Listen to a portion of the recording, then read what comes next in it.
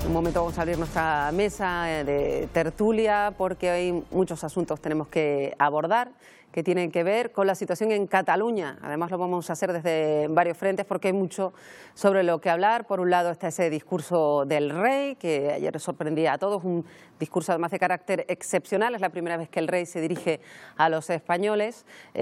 Vamos a escuchar primero lo que decía el rey y luego ya presentamos a los contertulios que tenemos esta mañana.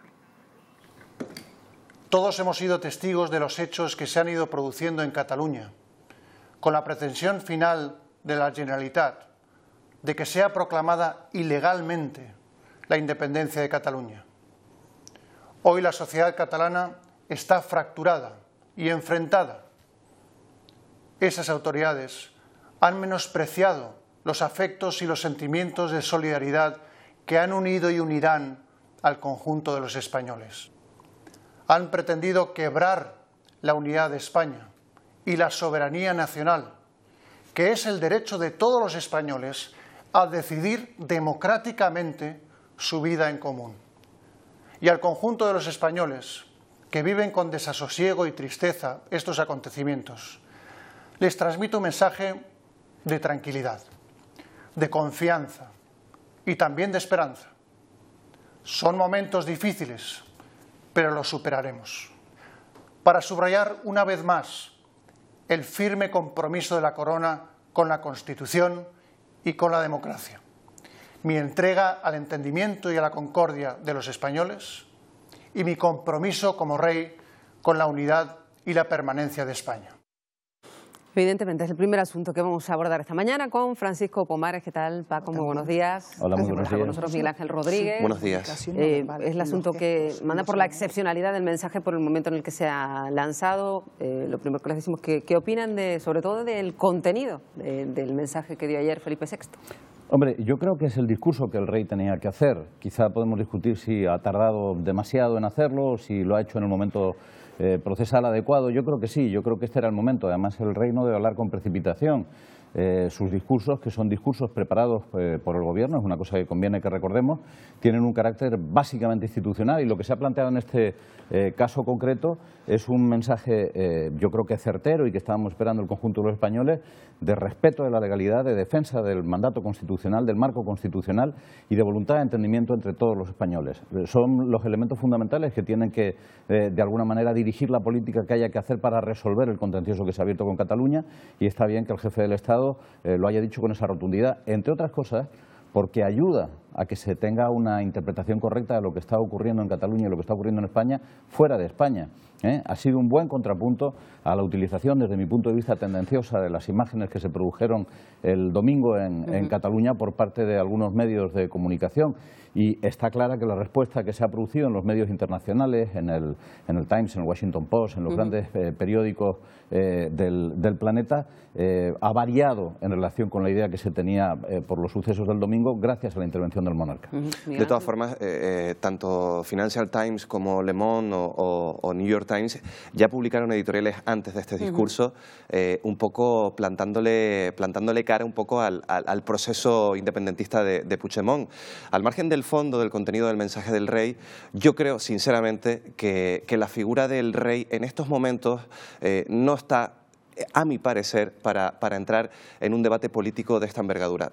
Primero porque la figura del rey, y aquí podemos entrar cada uno con sus planteamientos, constitucionalmente es una figura decorativa. El rey no puede opinar políticamente. Ayer es cierto que no opinó políticamente. Ayer lo único que puso sobre la mesa es algo que ya otros han planteado, que es una cuestión legal, una cuestión en la que el Gobierno de Cataluña está entrando en una ilegalidad constitucional que va en contra también de su propio Estatuto de Autonomía aprobado.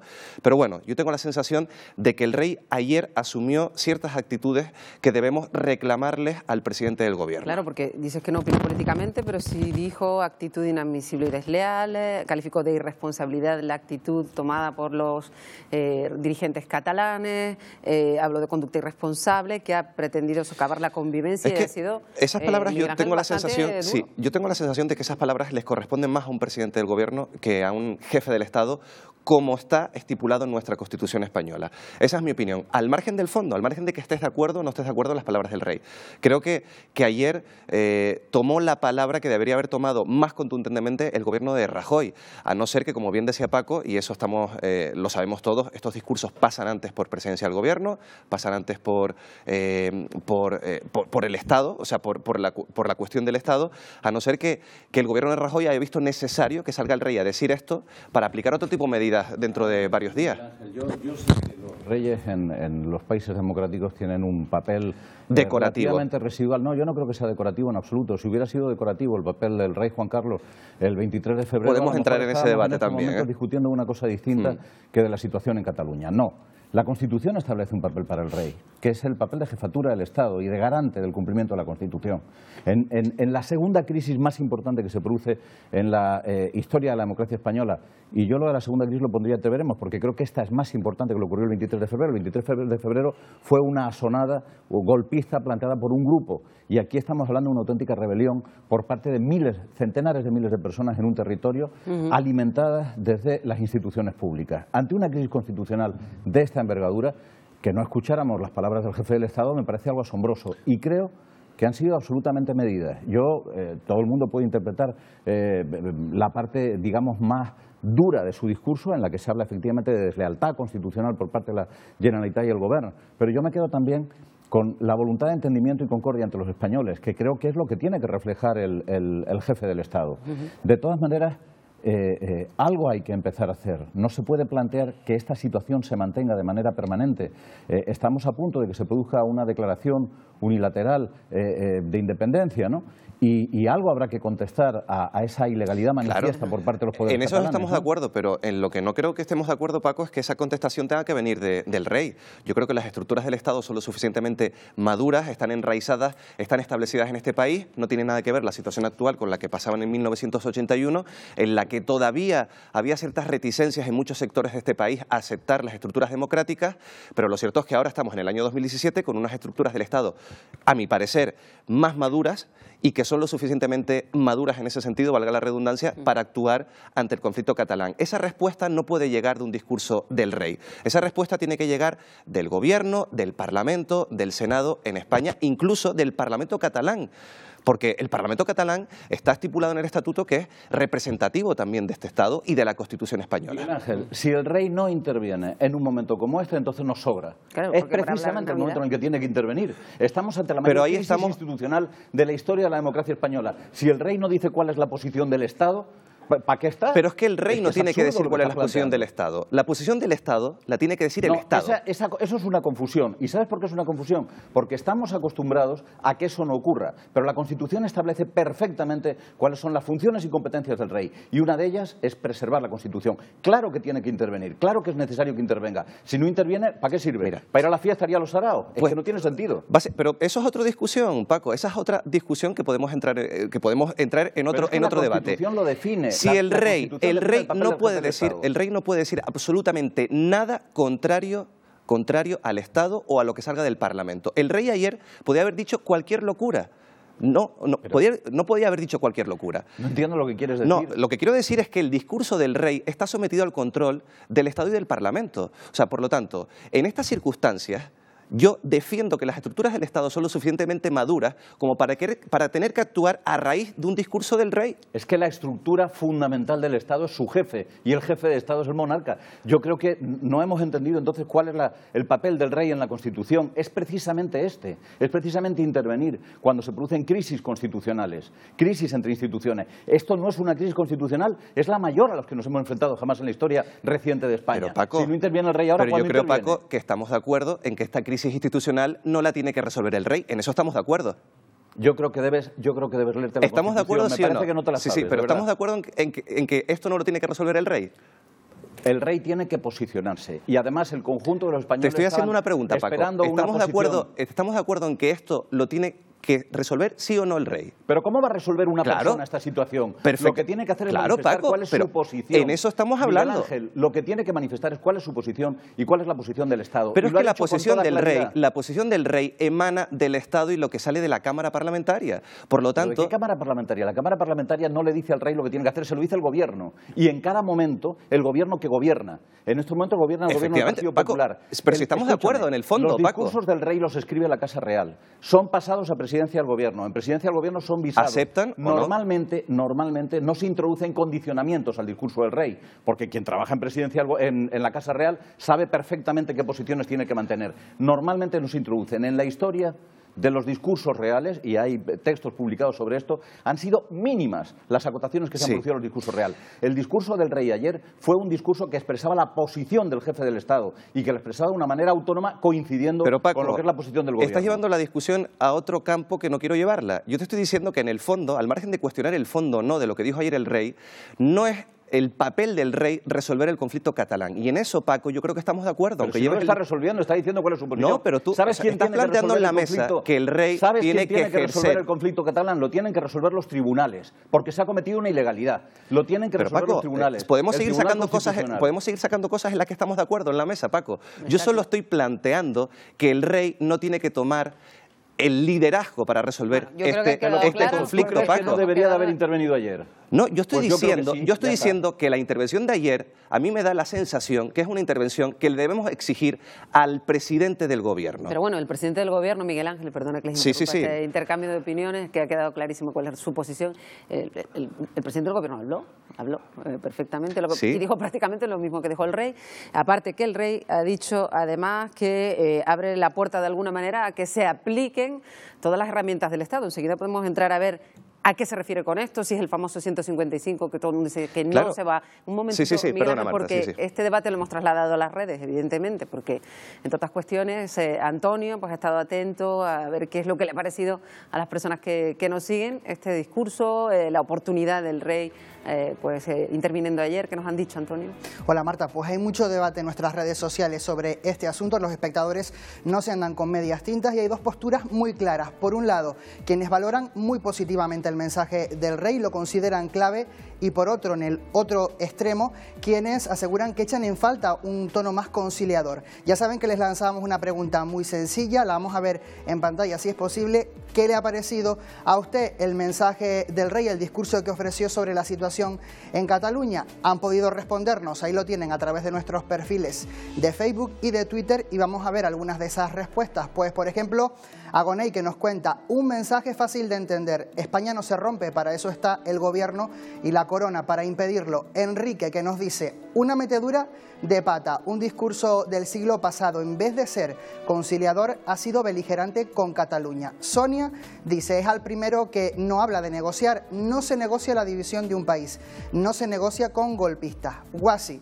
esta es su postura: yo no soy monárquica, pero estuvo claro en este discurso y en este mismo momento se ganó su corona, así que bien por el rey. Germán, que nos dice, el discurso es tardío, tendría que haber aparecido antes del 1 de octubre. Y Miguel Ángel, que dice, no aportó soluciones, estuvo enfadado, se olvidó de pronunciarse contra el odio y los radicalismos y se olvidó de los catalanes no independentistas.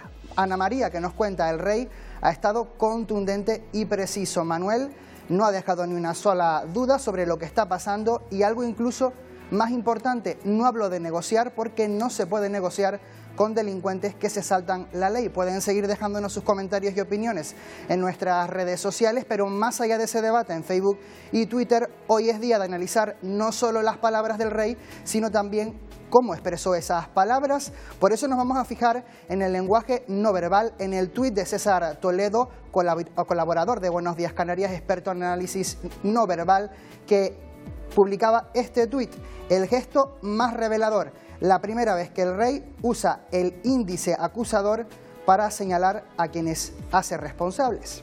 La verdad es que es un gesto, Antonio, que ha llamado mucho la atención al tiempo que ese tono que desde el principio impregnó su discurso, ese tono casi de bronca. Hombre, digamos, está embroncando a quienes han cometido una ilegalidad. Y además lo del señalar con el dedo no creo que se lo haya marcado al gobierno. De todas formas, yo estoy un poco enfadado con este programa. Estoy un poco enfadado porque si Miguel Ángel va a intervenir también a través de los tweets, como hemos podido ver. Prometo que no soy yo. Por cierto, uno de los comentarios decía que no se dirigió a los no independentistas. Sí, es falso, se dirigió a todos los catalanes. Efectivamente. Hay que remarcarlo. Y especialmente a los no independentistas. Efectivamente. Dijo que no se les iba a abandonar. Yo creo que lo hizo claramente. Sí, no es que sea falso, es le que decimos las personas interpretan las cosas de distinta manera. Le decía que le decimos adiós a Antonio, que tiene que seguir mirando las redes y seguir trabajando, y luego lo decimos de nuevo. Gracias, Antonio. Hasta luego. Y seguimos con este asunto un poquito más y entramos en porque hay más cosas que tienen que ver con Cataluña. Ya para cerrar, y les apuntaba yo esa posibilidad de utilizar todas las herramientas que permita el Estado. Eso fue un mensaje de los más claros. Yo no sé si eso significa usar todo lo que sea posible. No sé si se llama suspensión de autonomía. Nos han hablado expertos en política constitucional o en derecho constitucional, perdón, que eso no es tan fácil, que aplicar ese artículo famoso, pues que no es así, que supone hasta disolver las Cortes. Es una cosa muy compleja. El 155 puedes aplicarlo. No, eso nos lo decía ayer un profesor de derecho ni siquiera es una competencia de las Cortes, es una competencia del Senado. Y encima tiene mayoría absoluta. Y además el 155 es un artículo bastante flexible. O sea, tú puedes aplicar el 155 en función de lo que quieras aplicar. Tú solo tienes que comunicar al Senado para qué quieres aplicar el 155. Con un escrito razonado, a lo mejor el Gobierno podría aplicar el 155 simplemente para suspender la autonomía y plantear elecciones anticipadas en Cataluña. Simplemente para eso se puede aplicar el 155. Y yo creo que en función de cómo va el camino del Parlamento catalán y de Puigdemont, al final el Gobierno de Mariano Rajoy va a verse obligado a aplicar el 155. Yo creo que es una circunstancia que ya... Probablemente tenía que haberse hecho antes de permitir que se produjera esta situación. Probablemente el artículo 155, como reclamaban algunos analistas y algunos medios de comunicación, tenía que haberse aplicado antes del 1 de octubre. Ahora estamos esperando a que se produzca la declaración de independencia para aplicar el 155, otro error. Yo creo que la posición de Ciudadanos en este caso es la más acertada, que es aplicar el 155 antes de que se produzca la declaración. Yo no sé, Paco, cuándo fue cuando grabó el presidente Puigdemont exactamente la entrevista que hoy va a ofrecer la BBC, pero poco después de hacerlo, pues ya está por todo Internet. Lo que ha dicho, no se ha emitido, pero como si lo hubiera hecho, ha dicho en la BBC Puigdemont que va a declarar la independencia en cuestión de días, cuestión de horas. No ha querido fijar exactamente una fecha en concreto. Será este fin de semana, casi con toda probabilidad. Ha dicho exactamente, ha apuntado hacia el fin de semana. Esta entrevista se va a emitir hoy, pero bueno, ya se ha filtrado, ¿no? Se ha dado a conocer todo el contenido de lo que ha dicho. Dijo Puigdemont que si Rajoy interviniera para tomar el control del gobierno catalán sería un error, que este sería además el error definitivo en toda la cadena de errores que habría cometido. Dice que crecería la fuerza social, no habla para nada de lo que puede decir el Parlamento, de su comunidad. Hay una fecha clave que se ha dicho estos días, no la saco yo en esta mesa, pero el 6 de octubre se cumple el aniversario de la última declaración de independencia de Cataluña, y viendo cómo el gobierno catalán en los últimos años ha querido colocar ciertas acciones en la calle en determinadas fechas conmemorativas, quién sabe si el viernes el Parlamento catalán no declara esa DUI, como se llama ahora, esa declaración unilateral de independencia. Lo cierto es que yo en este sentido sí estoy con Paco. Yo creo que el 155 debería haberse aplicado muchísimo antes, cuando las circunstancias se complicaron en Cataluña, cuando tienes un gobierno autonómico que prácticamente no hace nada por negociar, por mucho que desde la otra parte se haya dicho ellos sí han querido negociar. Lo cierto es que Soraya Sáenz de Santamaría con Junqueras llevan meses negociando, se plantearon una serie de artículos en la negociación. Pero se ve que no ha ido bien, ¿eh? Claro, pero el problema es que todos los artículos que se plantearon en esa negociación, en la mayoría había acuerdos, salvo en uno, que era ir al referéndum. Soraya Sáenz de Santamaría con el gobierno del Partido Popular se negaba a que se fuera ese referéndum, mientras que Junqueras decía que era lo único innegociable. Yo les pregunto que si este referéndum se hubiera dejado celebrar, con las urnas que fuera, ¿no habría pasado lo mismo que pasó con la otra consulta? ¿Que habría pasado y luego, pues, sencillamente no habría sido legal y no habríamos visto esas imágenes de cargas policiales?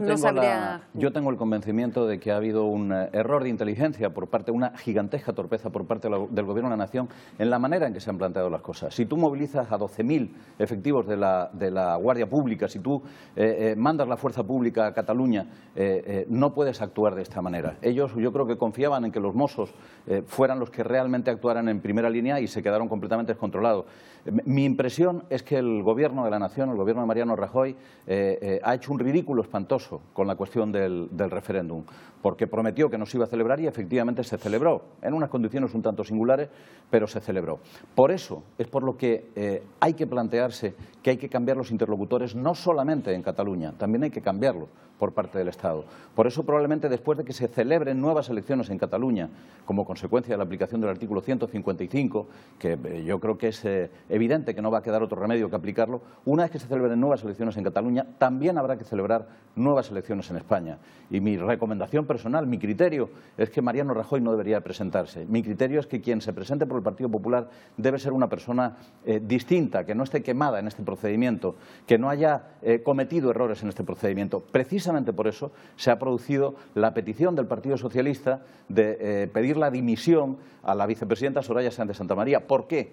Porque saben que es probablemente la persona que va a sustituir a Mariano Rajoy y la quieren quemar ya. Y voy a decir una cosa, si el Partido Socialista en este asunto, que es un asunto de extrema importancia para el país, un asunto que preocupa a todos los españoles de todas las ideologías, juega al cálculo político, le está prestando un pésimo servicio a la nación, un pésimo servicio a la nación. Y yo creo que deberían de hacérselo mirar, porque este no es el momento de debates de carácter electoral o de calcular. Yo tengo la sensación que no solo el Partido Socialista está jugando a cálculos políticos, hay muchos partidos en Cataluña y a nivel nacional que están jugando con perspectivas políticas y con perspectivas electorales. Yo he planteado en alguna que otra tertulia que la aplicación del 155 y plantear unas elecciones anticipadas puede generar otro problema, que es que el bloque independentista desacredite esas elecciones y no se presente unas elecciones autonómicas. Y se puede crear dobles estructuras en Cataluña, dobles cámaras de representación. Tenemos el caso de Venezuela, no creo que se llegue a Venezuela, pero puede pasar, puede ocurrir, porque estamos ya en una dinámica, de saltar al vacío. Eso es lo que plantea la Declaración de Independencia. Claro. La Declaración de Independencia y la Ley de Transitoriedad en Cataluña establece que inmediatamente después de la declaración se entra en un proceso constituyente, pero un proceso constituyente que no es fruto de una Cámara elegida por las Cortes, sino de una cuestión tumultuaria en la que al final van a participar asambleas, asociaciones. Es decir, plantearse que Cataluña pueda tener una deriva chavista, que es hacia donde se va, básicamente porque quienes están planteando en estos momentos, quienes están forzando la independencia de Cataluña, los que han obligado a iniciar este proceso y a no pararlo, son la gente de la CUP. Y la CUP tienen el sueño de que este país se puede convertir en un país revolucionario, en un país que abandone completamente los criterios de legalidad. Tú has dicho antes, hay partidos que están contemplando la Cataluña como una oportunidad. Efectivamente, Podemos es perfectamente consciente de que Cataluña coloca al conjunto del país en una situación insurreccional y están jugando esa carta, que es la carta en la que se sienten cómodos. La misma carta que les permitió jugar en las pasadas elecciones, la carta de asaltar el Parlamento, la carta de intentar generar una situación de que cuanto más caos haya, mejor. A eso es a lo que se está jugando. Y no solo Podemos, digo más, también el Partido Popular juega sobre seguro en Cataluña. La base electoral del Partido Popular en Cataluña es la que es, por lo tanto se puede permitir esta estrategia dura, desde el punto de vista electoral. No estoy hablando exactamente la misma que la de la antigua Convergencia y Unió, la última vez que se presentó. La misma, un 5%. Quería hablar de otro de los aspectos que se ha derivado de lo que ocurrió el día 1 de octubre, que tiene que ver con la situación en la que quedan ahora las fuerzas de seguridad. Ya decía Paco que hay hasta 12.000, 13.000 agentes de Guardia Civil, de la Policía Nacional, que están pasando unos momentos muy complicados después de haber participado en esas imágenes lamentables, nada justificables de violencia contra los ciudadanos, pero bueno, ahora se ven ellos pues casi como víctimas del disgusto de las personas que se lo han mostrado y bien claro. Y hemos hablado nosotros con representantes policiales que nos han contado la situación que están viviendo. En cualquier momento puede pasar algo más grave. Estamos viendo situaciones en las que se empezó con una violencia verbal, se nos insultaba, se nos increpaba y ya hoy están circulando en redes sociales vídeos de agresiones ya no solo a policías y guardias civiles, sino también a ciudadanos por el mero hecho de llevar una bandera española. Lo están pasando muy mal, realmente estamos retrocediéndonos a épocas en el País Vasco en los peores años del plomo. Solo falta que muera algún agente de la Guardia Civil, confiamos en que esto no llegue a pasar. Bueno, pues es lo que nos estaban contando los sindicatos de Canarias, contándonos las impresiones que tienen sus compañeros, evidentemente, y volvemos a dejar claro, nada justifica determinados episodios de violencia que pudimos ver el día 1. Pero luego está la situación en la que quedan estos policías, algunos se les ha echado de hoteles, a otros están siendo hostigados y aquí estamos hablando de los policías desplazados, pero es que en Cataluña, allí, claro, hay guardias civiles y policías nacionales que viven que están desplazados viviendo en Cataluña, y hay conflictos que ya se han llevado a escuelas, a niños, que la verdad es que es la peor cara de este asunto, porque podemos hablar de los 12.000 o de los 7.000 que están en un barco, que van de un hotel en hotel, pero los que tienen vida allí, con hijos que han nacido en Cataluña, que van a colegios catalanes. Niños insultados por sus profesores, que les recriminan el comportamiento de sus padres. Pero mire, son situaciones muy complicadas. A mí me gustaría hacer una reflexión que no he visto por ningún lado y que me sorprende. Es decir, cuando se habla de la brutal represión que se ha producido en Cataluña se produjo un conflicto en las calles entre 12.000 miembros de las fuerzas de seguridad del Estado y aproximadamente 2,5 millones, que es lo que ha dicho la Generalidad, que acudió a votar, de activistas que acudieron a votar en las pasadas elecciones. 12.000 guardias civiles y policías y 2,5 millones de personas. De esos 2,5 millones de personas hay 4 hospitalizadas. 4.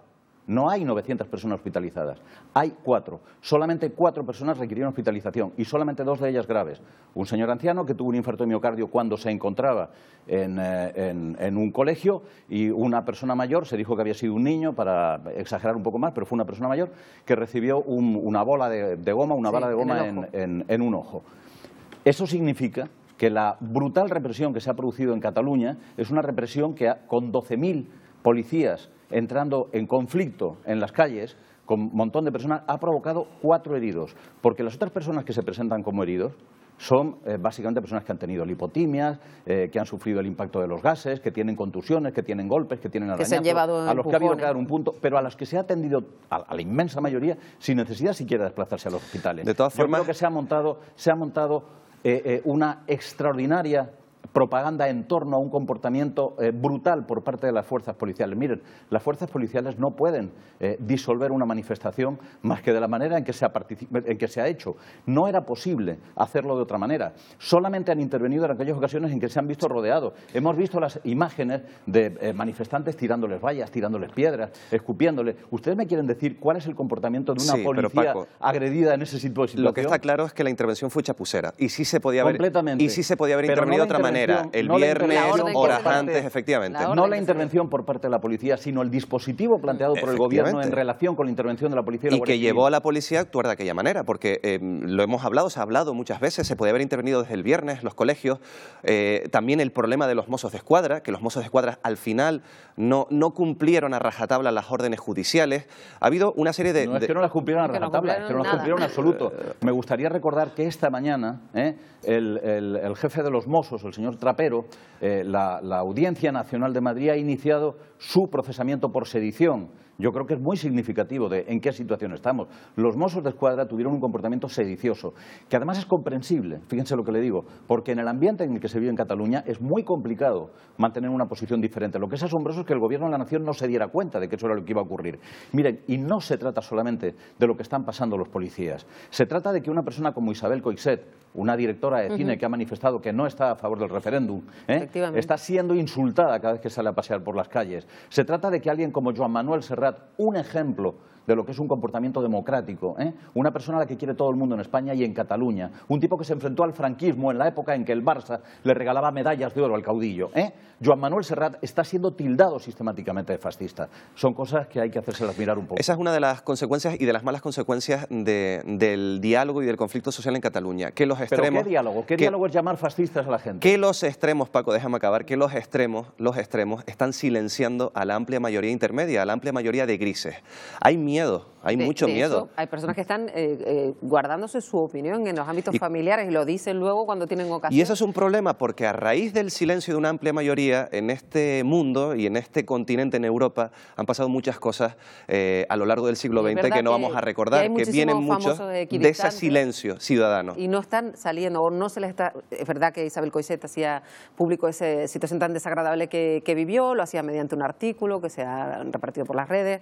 Es verdad que Joan Manuel Serrat sufrió esto, pero hay muchos otros anónimos que no se les está viendo. El equipo de Al Rojo Vivo, que fue básicamente la única televisión española ayer tuvo de muchos ámbito problemas nacional que retransmitió punto por punto lo que ocurría, el equipo de Al Rojo Vivo, ayer los insultaron, los llamaron fascistas, les dijeron que tuvieron que ser protegidos por los Mossos de Escuadra. Es un poco fuerte, Es un poco, claro. Tuvieron que abandonar la Generalidad, donde habían acudido para tomar imágenes, no sé qué. Sí, declaraciones a varios líderes políticos. Declaraciones a varios líderes políticos. Tuvieron que abandonarla protegidos por los Mossos, porque la turba que había en la puerta quería agredirle. Miren, lo de Cataluña es un proceso insurreccional. Es un proceso insurreccional en el que un grupo no demasiado numeroso de gente ha contagiado un sentimiento muy potente a una parte muy importante de la población. Y esas cosas o se atajan o van a peor. Bueno. En Cataluña nos podemos encontrar con una situación prácticamente chavista a la que nos descuidemos. Bueno, ya para concluir este asunto, Miguel Ángel, ¿qué crees que puede pasar? Porque claro, una situación insurreccional.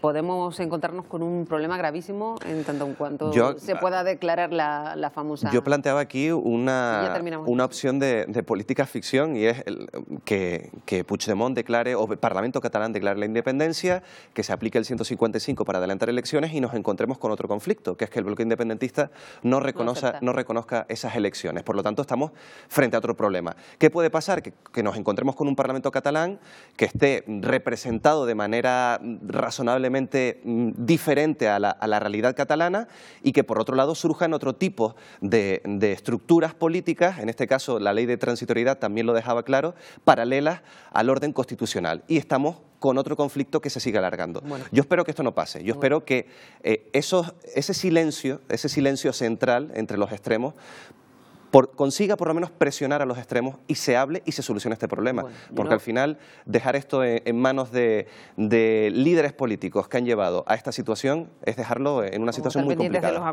Yo creo en la negociación, pero me gustaría decir una cosa muy clara. Yo creo en la negociación cuando hay espacio para la negociación. Hoy no existe. Primero hay que aplicar la legalidad, hay que recuperar el Estado de Derecho. Cuando se recupere el Estado de Derecho en Cataluña, es cuando se puede empezar una negociación. Y probablemente no va a poder producirse esa negociación con los actuales interlocutores, ni en Cataluña ni en el conjunto del Estado. Tiene que producirse la recuperación del Estado de Derecho. Hasta que eso no ocurra, no hay ninguna posibilidad de avanzar en una solución. Y elegir entre la legalidad de la aplicación de la Constitución y la ilegalidad que plantea el Gobierno y el Parlamento, yo lo tengo claro, yo estoy con la ley. Bueno, pues será un asunto del que vamos a estar pendientes. Además, hora a hora se van sucediendo las noticias, hay muchos frentes abiertos, también en los tribunales, así que pues será la cuestión a la que dediquemos especial atención por la trascendencia que tiene para todo el país en este momento histórico. Y vamos a volver a Canarias para hablarles de un asunto en el que insistimos una y otra vez y en el que insiste también el Gobierno de Canarias. De hecho, han organizado un congreso donde se reúnen también hoy, desde ayer, especialistas en salvamento, en socorrismo, científicos, profesionales del sector. Están hoy desde las 9 en el Paraninfo de la Universidad de Las Palmas de Gran Canaria, participando en el primer Congreso de Prevención en el Litoral, un encuentro que organiza la Consejería de Política Territorial, Sostenibilidad del Gobierno de Canarias, para crear un equipo multidisciplinar que haga que participen de forma activa los profesionales de la seguridad, que colaboren también los ayuntamientos, las entidades privadas, para que la costa canaria sea un entorno más seguro. Nuestros mares no son fáciles, son oceánicos y tenemos zonas que son bastante complicadas y todos tenemos que ser conscientes de que el profesional sabe lo que está haciendo, que tenemos que hacerle caso al profesional y tenemos que hacer caso a los avisos y a las banderas que están puestas siempre por algo, ¿no? De la conversación que mantenimos esta mañana con pues la viceconsejera Blanca Pérez, pues nos llamaba la atención eso que ha apuntado, que es la dignificación de la profesión de socorrista, que en este momento pues son personas temporales, chicos jóvenes que se forman apenas y que están...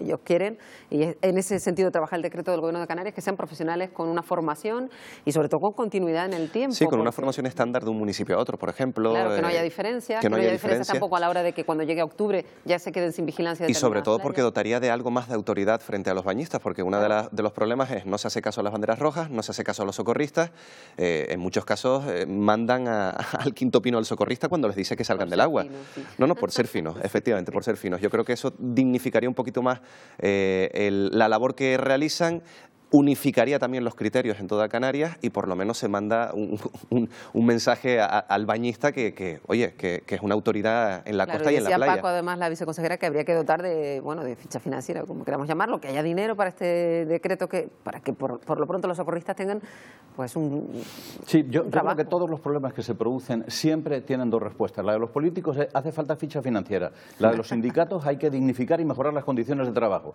¿Y cuál es la de los abogados? Es decir, me gustaría saber cuál es el criterio que tienen los abogados en relación con este asunto, pero como es difícil que nos contesten, yo creo que básicamente el objetivo fundamental tiene que ser que la gente tome conciencia de lo peligroso que es el mar.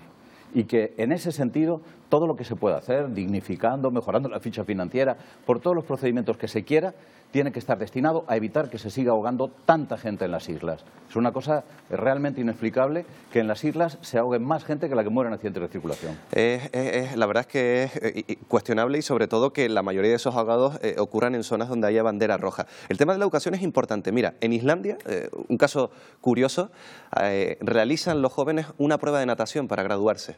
En Islandia. Pues allí tiene mucho mérito, porque debe hacer un Efectivamente, frío en el agua. pero bueno, tienen bastantes piscinas. Lo que vengo a decir con esto es que a lo mejor no estaría mal que se introduzca este tipo de cuestiones en la educación primaria, por ejemplo, porque estamos en un ambiente insular y ¿por qué no, ya que hacemos otro tipo de actividades en el colegio, introducir la natación como actividad obligatoria, que puede ser 1 hora en un trimestre o 2 horas a lo largo del curso, simplemente para este tipo de cuestiones? Les había dicho que no íbamos a hablar más del asunto de catalán, Cataluña. Pero como las redes sociales son últimamente lo que marca el tema de conversación, hay un tema que hoy es viral, como se suele decir, y que tiene que ver con unas palabras que ha dicho, bueno, ahí lo ven. Ese es Hristo Stoichkov, está mayor, pero bueno, se le puede reconocer, un muy conocido exjugador del Barcelona, que ahí habló de la independencia de Cataluña, se posturó, pero es que hizo pública su postura, pero además se centró en la figura de Soraya Sáenz de Santa María, la vicepresidenta del Gobierno, la calificó de franquista tanto a ella como a toda su familia, y lo hizo en un programa de un Univisión Deportes. Su abuelo franquista, su padre franquista, ella franquista también, y su hijo, eso llegó a decir Stoichkov, y es ella la que demanda las cosas que tenemos que hacer. Por favor, dimite ya. No puedes mandar a la policía a pegar a gente inocente. Gobierno de España, sois una vergüenza total.